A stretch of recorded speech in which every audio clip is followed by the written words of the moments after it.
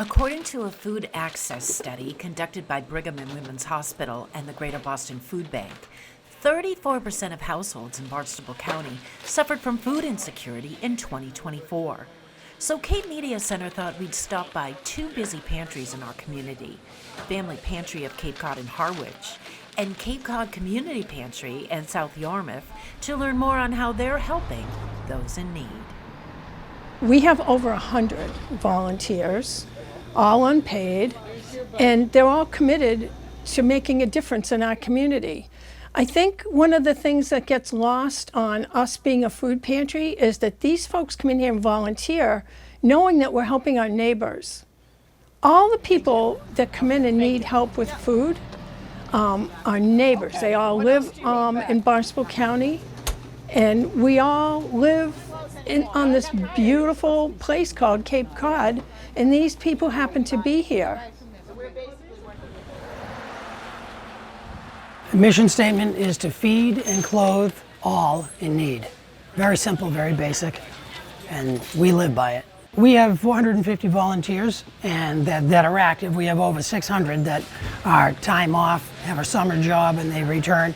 And they're all specialists in it. First people that the client sees is the check-in window.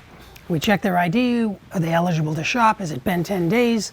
Is there any updates needed for their information? And we hand them the current shopping list. We give that order sheet to our shopper. We call it pick and pack, and off they go. And they pick that order.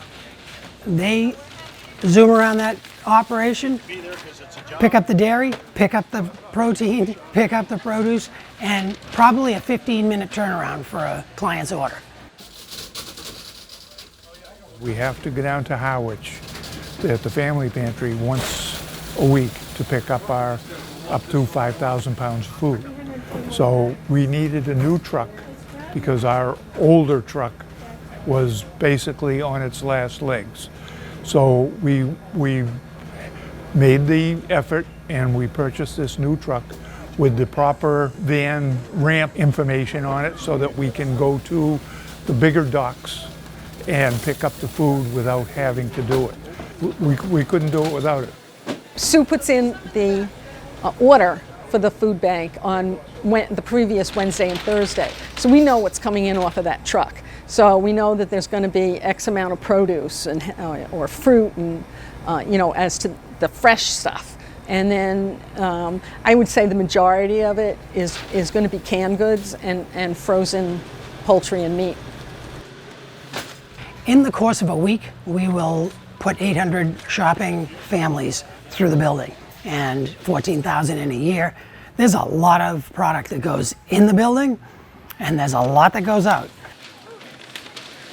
We'd like people to think of us as, if you have a high mortgage payment or all of a sudden a car bill or a high medical bill, let us provide the food for you. You save that money to take care of your other issues in life, and we've got the food.